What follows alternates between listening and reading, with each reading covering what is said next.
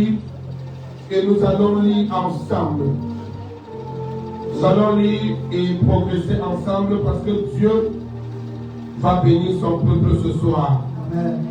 Jean chapitre 11, du verset 34, du verset 39, au verset 44. Jésus dit, vas-y. ôtez la pierre. Marthe, la sœur du mort, lui dit, Seigneur, il sent déjà, car il y a 4 jours qu'il est là. Jésus lui dit, ne t'ai-je pas dit que si tu crois, tu verras la gloire de Dieu? Il ôtait donc la pierre, et Jésus leva les yeux en haut et dit, Père, je te rends grâce de ce que tu m'as exaucé. Pour moi, je savais que tu m'exauces toujours, mais j'ai parlé à cause de la foule qui m'entoure, afin qu'ils croient que c'est toi qui m'as envoyé. Oui. Ayant dit cela, il cria d'une voix forte, Lazare, sort. Quelqu'un dit Lazare, sort. Lazare, sort. Quelqu'un dit Lazare, sort. Lazare, sort. Continuons. Et le mort sortit, les pieds et les mains liés de bandes, et le visage enveloppé d'un linge. Et Jésus leur dit, déliez-le et laissez-le aller. Le thème est seul, le Dieu des évidences. Est-ce que tu peux déposer ta Bible et acclamer Jésus-Christ de Nazareth, notre Dieu? Si c'est Jésus que tu acclames, tu peux prendre le temps. Amen. Il s'agit de Jésus. Alléluia.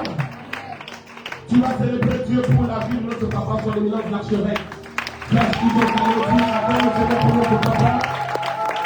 Dis papa, l'homme de Dieu. Quelqu'un dit amen.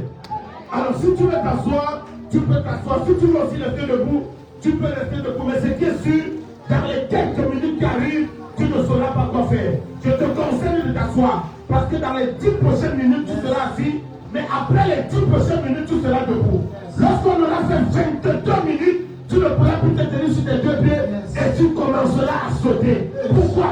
Parce que le Dieu des évidences va te rencontrer ce soir. Amen. Tu ne vas pas dire bon amen.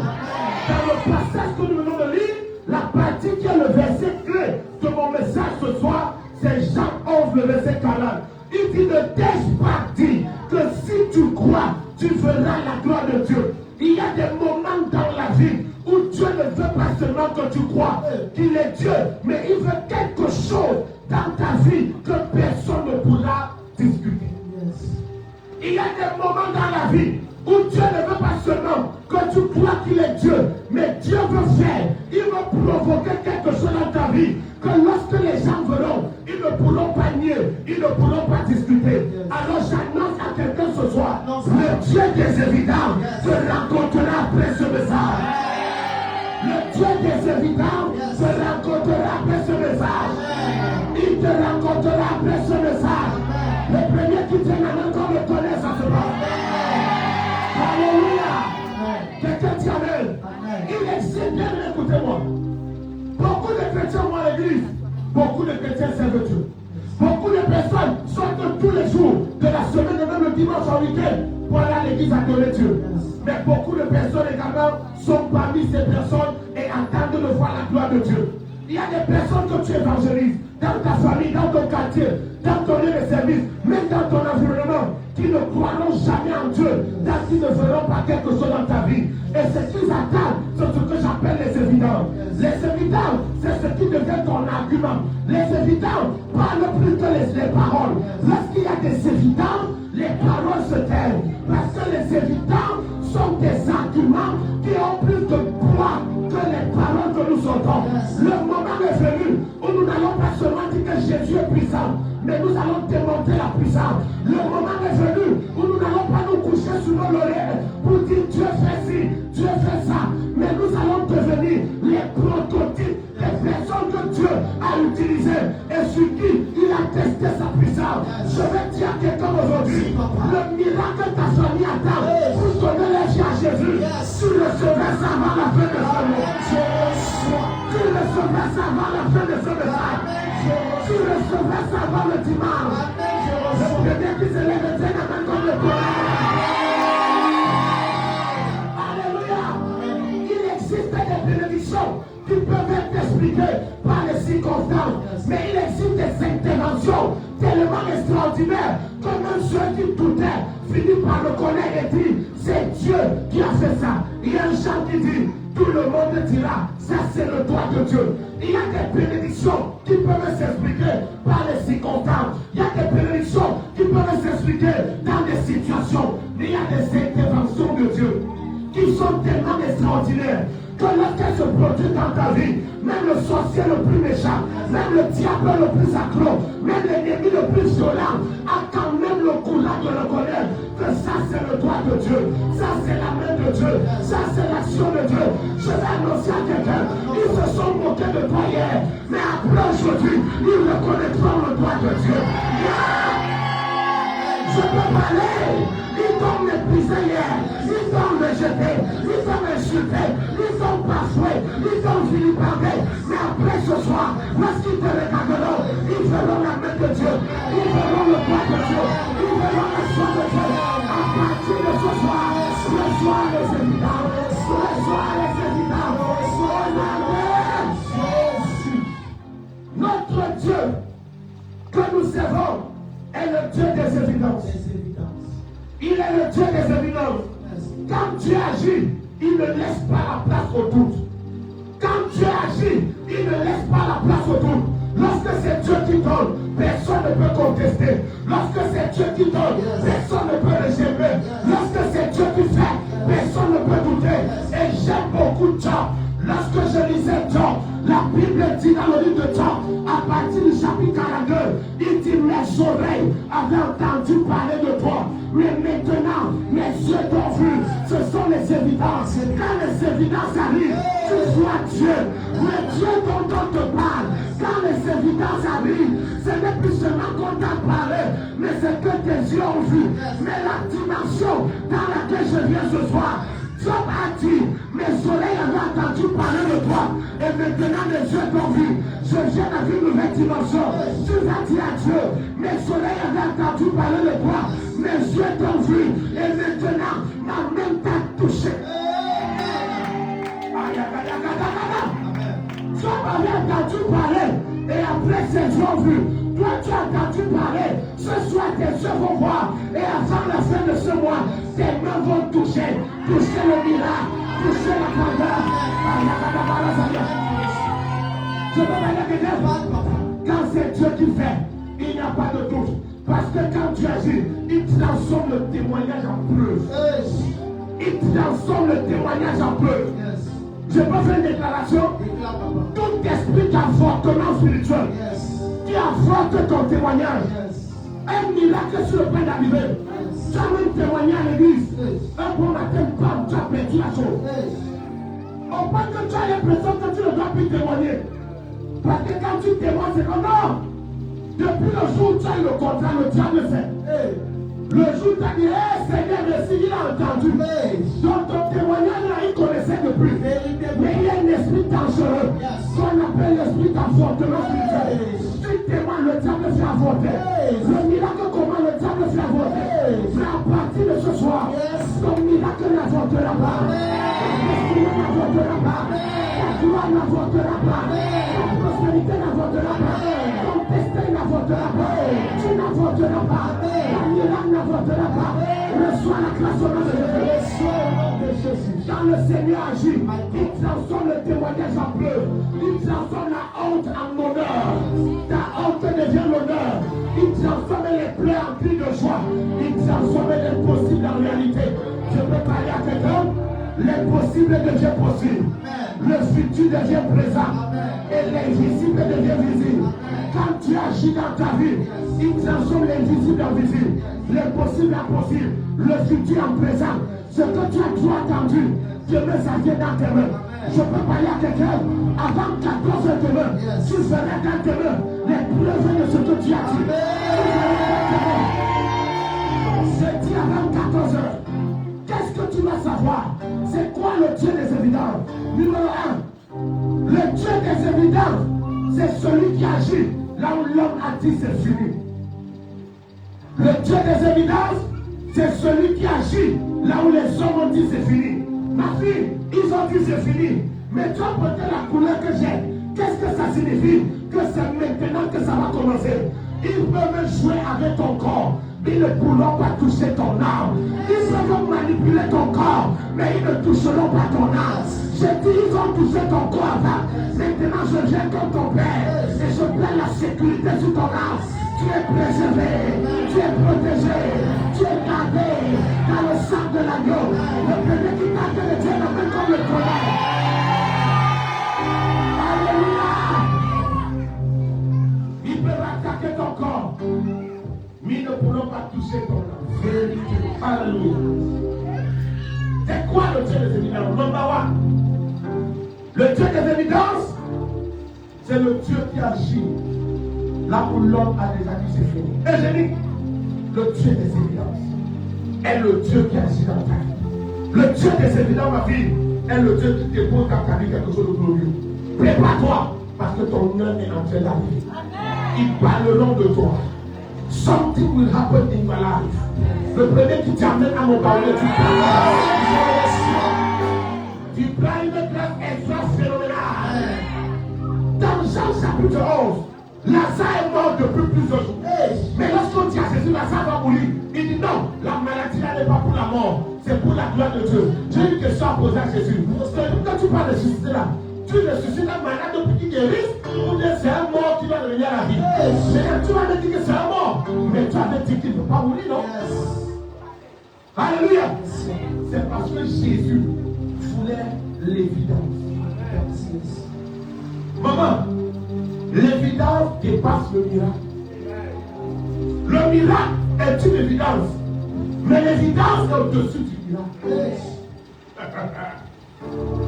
Dans le livre de Jean 9, les disciples ont regardé un homme qui est aveugle et ils lui ont demandé, il est aveugle comme ça depuis la naissance, qui a péché? Son père ou sa mère? Ses parents ou ses ancêtres? Et Jésus a dit, personne n'a péché.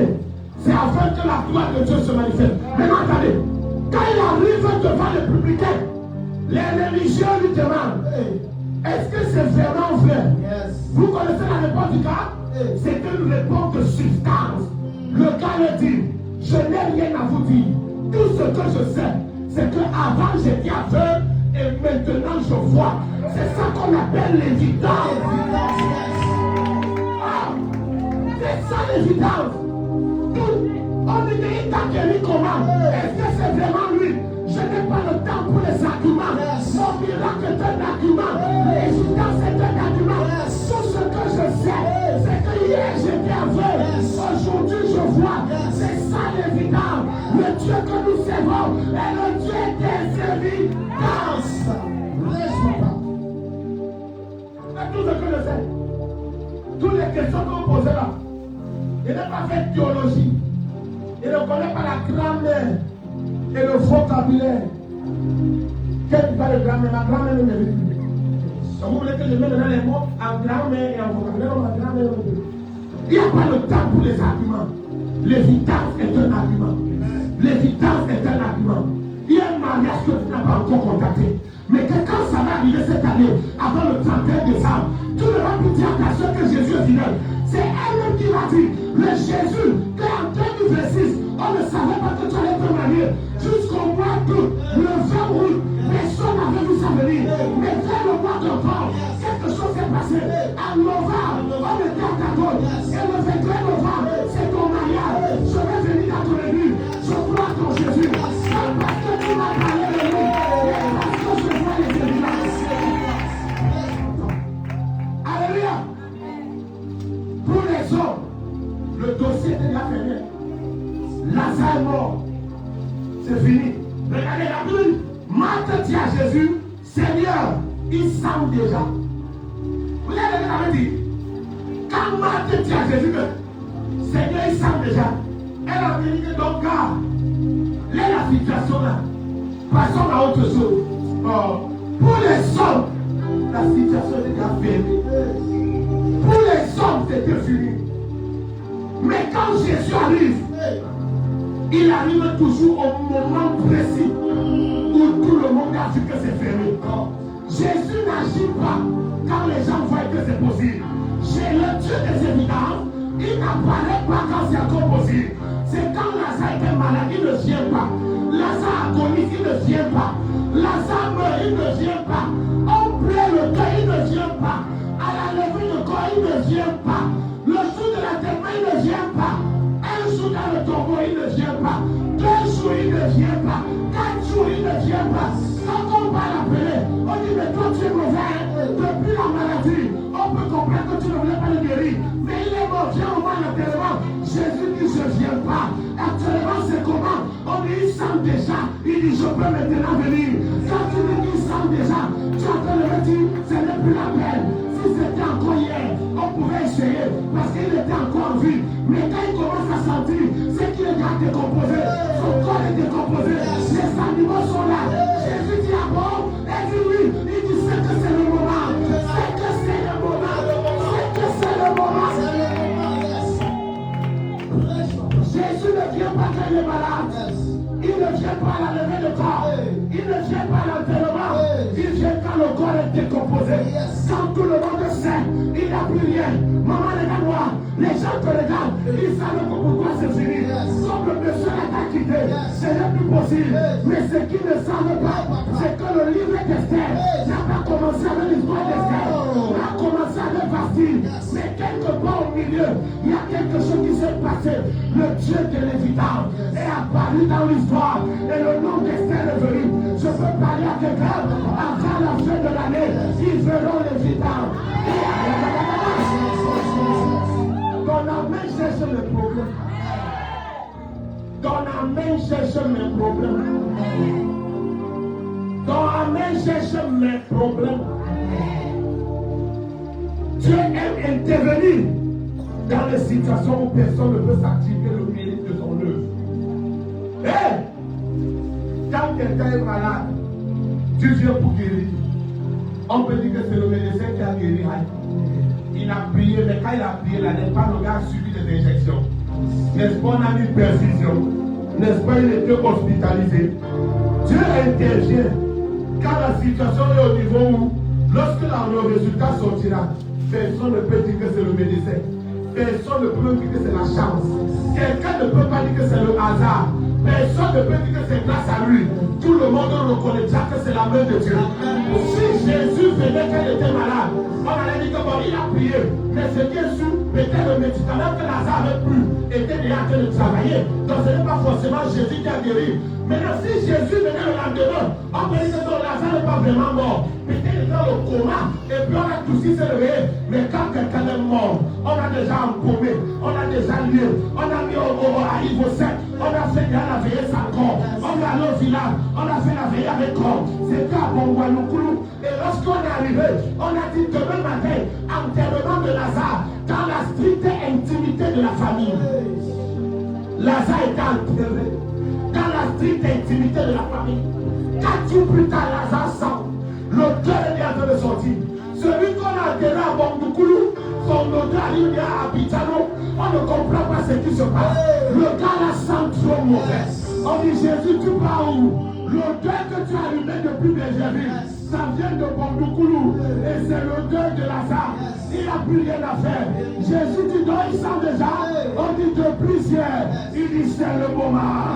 C'est le moment. Il arrive là-bas. Il dit Lazare sort. Et celui qui était mort, celui qui sentait déjà, il n'y avait plus de solution. Tout le monde avait abandonné. On avait laissé tomber. Voilà Lazare qui sort. Voilà Lazare debout. Voilà Lazare qui passe.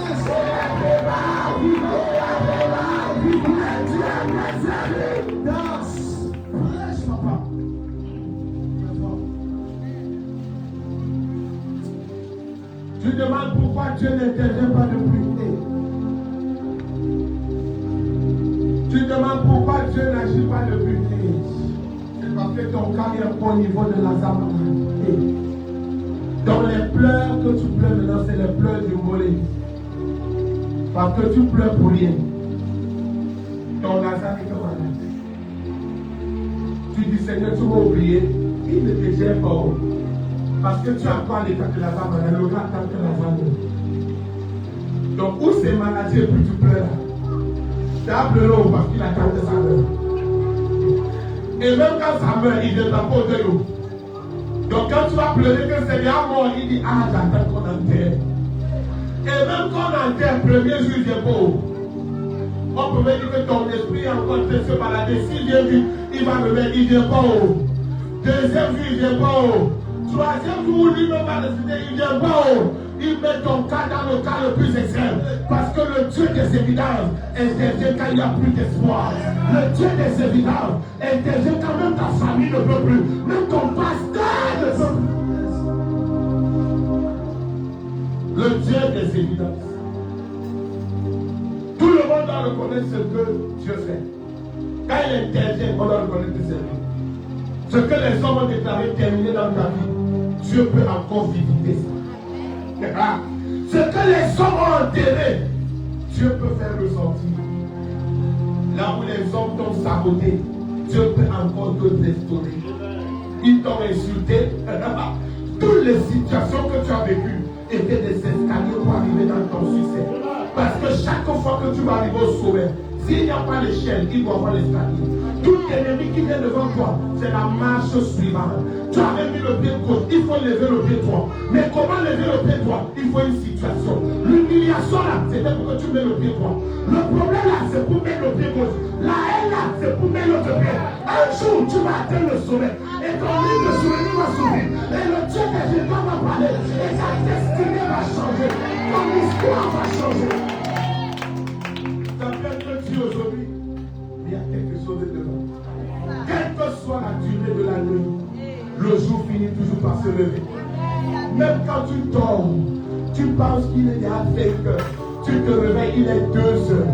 Tu dors jusqu'à tu as rêvé. Dans ton rêve, là, tu as vu toute la Côte d'Ivoire de la première année jusqu'à 66 ans. Tu te réveilles, il n'est que 3 heures. Tu dis la nuit était longue. Mais peu importe la manière qu'une nuit est longue, il y aura toujours 6 heures. Peu importe comment 2 heures restent, 6 heures va arriver. Peu importe comment tu te réveilles, il est 3 heures, il y aura 6 heures. Peu importe comment tu te réveilles, il est 4 heures, il y aura 6 heures. Le problème là peut durer, mais la solution viendra. Le problème, le soir ta solution. Le soir ta solution. Quelle que soit la durée de la nuit, le jour finit toujours par arriver. La situation d'un est malade, ça doit mourir. Si la graine tombée en terre ne meurt, elle ne peut pas produire. La graine tombe en terre, elle s'enfuit dans le sol, elle pourrit, elle meurt. Ses racines s'incrustent, la terre rejette, la plante sort. C'est un processus. Ne pleure pas aujourd'hui, parce que le jour de ton miracle, c'est Jésus qui va dire, Lazare, sors. Est-ce que j'enseigne et je prêche? Est-ce que je parle à l'église? Am I speaking to the church? Am I speaking to the church? Ce que les hommes ont abandonné, Dieu peut restaurer. Qu'est-ce que tu dois savoir sur le Dieu des évidences? Numéro 2, le Dieu des évidences transforme les promesses en évidence.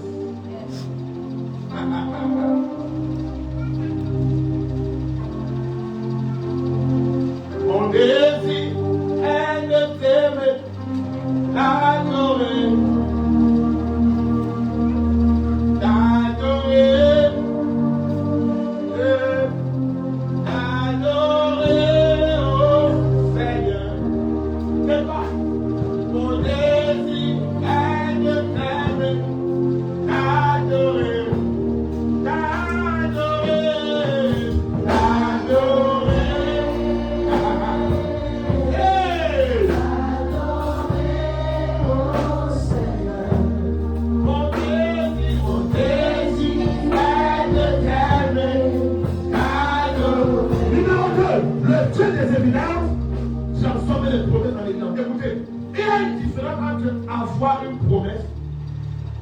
et vois l'accomplissement de la promesse.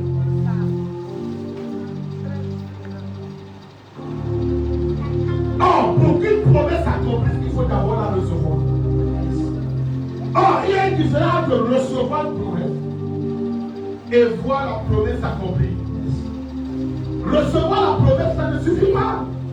On ne veut pas recevoir, on veut vivre la promesse. Quelqu'un dit avec. Il n'y a pas de dire quelque chose. Non! L'homme que tu vois devant toi, prophète Corée Kano dit l'homme du miraculeux. Ce n'est plus le temps de prophétiser, c'est le temps d'accomplir les prophéties. Donc je t'annonce aujourd'hui la prophétie qui plaisait sur ta vie. Avant que le mois d'août ne ferme ses portes, la prophétie sera accomplie. Et tu seras dans la célébration. Oui. Alléluia. Abraham avait une promesse. Joseph avait un rêve. David avait une parole prophétique. Mais Dieu les a conduits jusqu'au moment où ce qui avait été annoncé devait devenir une évidence. Abraham avait une promesse de Hélène. Dieu l'a conduit jusqu'à ce que l'évidence arrive. Tu ne peux pas mourir sans voir ta prophétie annoncer. Tu ne peux pas. Tu ne peux pas. Je pense que il y a une personne dans la Bible qui a failli mourir sans voir sa prophétie s'accomplir. Mais c'est le jour de sa mort. La prophétie s'est accomplie et il a fui avant de mourir. Vous savez c'est qui? Jésus. La prophétie a dit que Jésus devait être le roi des Juifs. D'ailleurs, quand les marches d'Orient viennent, ils disent on a vu l'étoile du roi. Or, l'enfant est né. Rien ne présageait qu'il devait être roi. Il n'est même pas né dans une famille royale. Pour qu'on dise qu'il est d'abord prince et il deviendra roi. Donc Jésus, prophétiquement, était né pour devenir roi. C'est pour ça qu'il a fallu qu'il soit l'enfant de Joseph par le mystère de l'adoption. Pour que Joseph, étant descendant de David, Jésus vienne par adoption de la famille royale, qui fera de lui un roi. C'est pour ça que quand Joseph voulait chasser Marie, là on a dit ne chasse pas la femme-ci, parce que l'enfant qu'elle attend doit être roi. Mais comme Marie n'est pas de lignée royale, et que c'est toi, par le mystère de l'adoption spirituelle, toi venant du roi David, Jésus sera prince de David. C'est pour ça que Bartimée dit Jésus, fils de David. Depuis quand David a accouché Jésus, c'est par l'adoption spirituelle. Maintenant, pourquoi je te dis qu'il a failli mourir sans voir la prophétie? De toute la vie de Jésus sur terre, personne n'a reconnu qu'il était roi. Vérité, papa. Personne n'a reconnu qu'il était roi. Ah, il est né pour devenir roi. Mais il est mort sans qu'on accepte qu'il est roi. Mais la Bible dit, lorsqu'on l'a cloué à la croix, il y a un des soldats qui est venu afficher quelque chose en haut de la croix de Jésus. Et ce qui était écrit était, celui-ci est le roi des Juifs. Même le jour de sa mort, avant qu'il ne ferme les yeux, sa prophétie s'est accomplie. Prophétie, ça passe, c'est fort. Chante fort. Ne blague pas. Oh, la parole est cyclée. C'est cyclé, papa. Le jour de sa mort, avant qu'il ne ferme les yeux, on a reconnu qu'il est le roi des Juifs. C'est ça que beaucoup de personnes sur certaines croix, on me dit Henry, c'est qu'il avait été celui-ci, le roi des Juifs. Quand est-ce qu'on le connaît? Ce n'est donc pas étonnant que quand tu vis, les gens ne reconnaissent pas qui tu es. C'est à ta mort qu'on te célèbre. Jésus a été reconnu roi à sa mort. Donc il y a deux vérités que tu dois savoir. Un, ne te dis pas que comment les gens, je vis, on ne le célèbre pas. Attends que tu vas mourir. Même ton ennemi va dire que tu étais gentil jusqu'à le feu sort. c'est numéro 1. Numéro 2. Quand Jésus dit que tu seras quelque chose, ne doute pas. Même si tu as l'impression que les forces t'abandonnent, continue de croire. Parce que lui-même, les forces l'abandonnaient. Quand pour lui arriver, il a dit, Père, pourquoi tu m'as abandonné? Le Père dit, on va te reconnaître tout à l'heure. Le dernier jour. Alléluia. Alléluia. Oui. Si tu as perdu un, ça vient deux. Tu perds deux, ça vient trois. Tu perds trois, ça vient 10. Est-ce que je parle à quelqu'un? Oui. Ce qui vient vite, pas vite. Ce qui vient vite pour venir, mais jusqu'à pour partir. Le Dieu des évidences.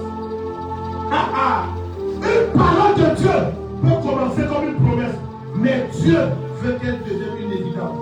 Et pour qu'elle devienne une évidence, il t'introduit dans un processus. Et aujourd'hui, je suis venu pour dire à quelqu'un, je ne connais pas le nombre de temps que ton processus doit prendre, mais en tant que prophète de Dieu, dans les souliers de mon Père, je viens accélérer ton processus. Je viens accélérer ton processus. Tu peux avoir été longtemps dans l'attente. Tu peux avoir prié pendant des années. Tu peux avoir entendu une prophétie. Et tu te demandes, Seigneur, quand est-ce que ça va arriver? Mais lorsque Dieu décide d'accomplir sa parole, les choses peuvent changer du jour au lendemain. Tu dis de là à là. Va. Colo. Ah! Quand tu m'as qu'agir, quand Dieu décide d'agir, rien ne peut arrêter la main de Dieu. Dieu dit, il est Dieu au-dessus de tout. Je peux dire à quelqu'un de la maison, ta prophétie va s'accomplir. Il te prête devant Dieu. Ton amène à la typhoïde. Ton amène encore quand ne pas que quoi.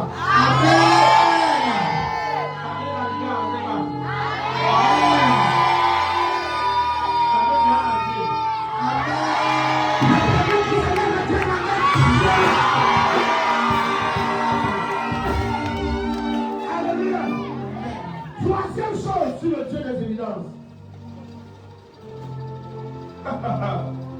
Le Dieu des évidences est celui qui te donne un témoignage que personne ne peut contester. Aïe. Je prends la parole si elle. Le Dieu des évidences, Annie, est le Dieu qui te donne un témoignage que personne ne peut contester.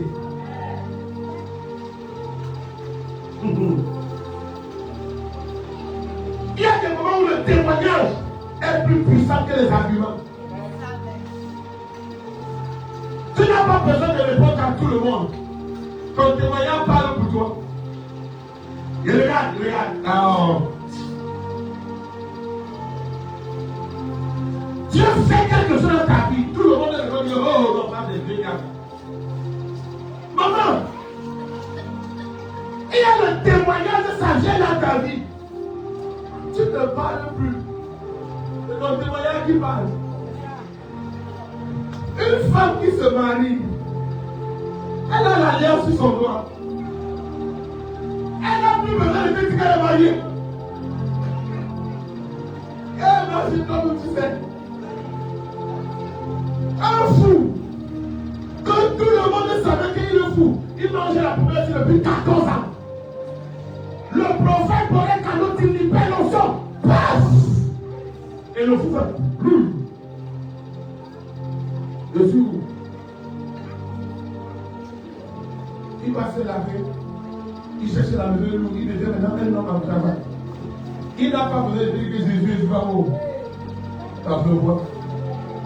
Ça se voit. C'est l'un des miracles qui va arriver bientôt. Amen. Si tu as dit Amen, tu seras avec moi le jour.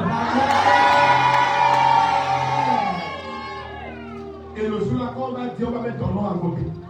Amen. On va t'associer. je t'associe à la grande gloire qui arrive. Numéro 4, pourquoi ne suis pas? Dieu va m'arrêter à 4. Et demain, le dernier jour, ça va quelque part. Tu connais quelque part? Paris que tu n'es pas de Goloukou. Quelqu'un dit amen. Le Dieu des évidences est celui qui ferme la bouche des accusateurs. Pourquoi de l'accusation? Le Dieu des évidences,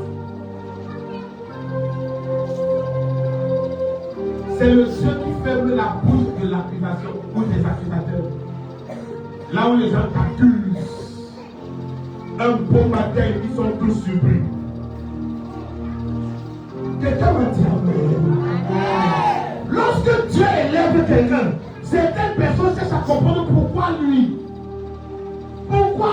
J'ai écouté un grand, il y a un homme de Dieu qui m'a dit quelque chose cette semaine. Il me dit, quand Dieu élève quelqu'un, c'est l'occasion pour les autres personnes de chercher à savoir ce que la personne fait. Parce que si Dieu t'élève, c'est qu'il y a quelque chose en toi que tu as fait que Dieu qui a permis que Dieu t'élève. Donc quand on élève quelqu'un, c'est parce que la personne a fait quelque chose qui a provoqué son élévation. Donc au lieu d'être jaloux de quelqu'un qu'on élève, cherche ce qu'il a fait. Fais aussi. Tu te fais Jésus. Quelqu'un dit amen. La jalousie est la seule jumelle de la sorcellerie. C'est vrai qu'il imite quelqu'un qui réussit au lieu de le jalouser. Si tu jalouses quelqu'un qui réussit, tu vas te tu es sorcière, tu es en stage de la sorcellerie. C'est que bientôt dans ton diplôme de fin de âge, tu seras sorcière main et ouest. Dès que tu es jaloux, la sorcellerie n'est pas loin de toi. Quelqu'un dit amen. Mais quand tu agis, tu n'as pas besoin de lutter pour prouver ta valeur. Quand Dieu agit, you don't need to fight to prove your value. Tu n'as pas besoin de lutter. Quand c'est Dieu qui fait, c'est Dieu. Quand Dieu élève, tu peux t'abaisser. S'il ouvre une porte, tu peux fermer. S'il ferme, tu peux ouvrir. S'il dit oui, tu peux dire non. Il dit oui à ton succès. Il dit oui à ta guérison. Il dit oui à ta délivrance. Il dit oui à ta libération. Il dit pas oui pour ça. Quelqu'un dit amen. David n'a pas organisé une campagne pour devenir roi. Dieu l'a fait passer de berger qui tape les moutons en brousse à roi d'Israël.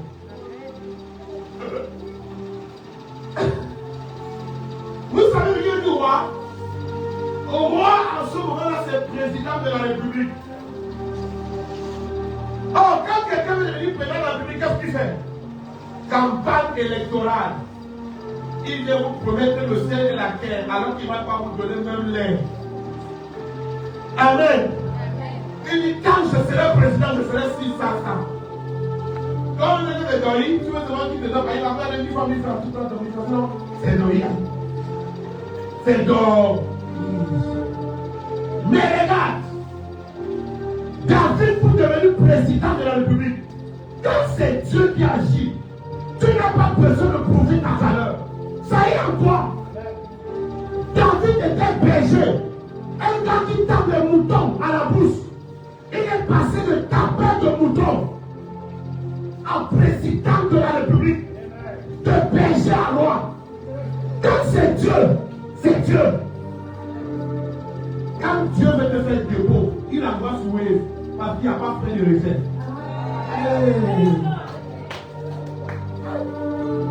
Voilà donc quand les frères étaient le Amen. Joseph n'a pas eu besoin de convaincre Pharaon sur ses capacités.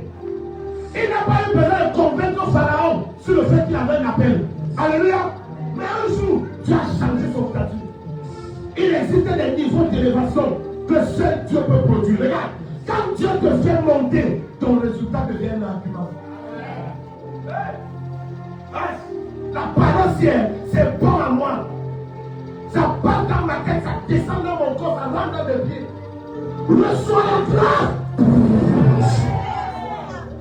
Quand Dieu te fait monter, ton résultat est un argument. Quand Dieu te restaure, ta restauration est un argument. Quand tu ouvres une porte, ton accès devient ton argument. Mose, il y a un moment où tu ne vas plus chercher à prouver aux gens que tu sais Dieu.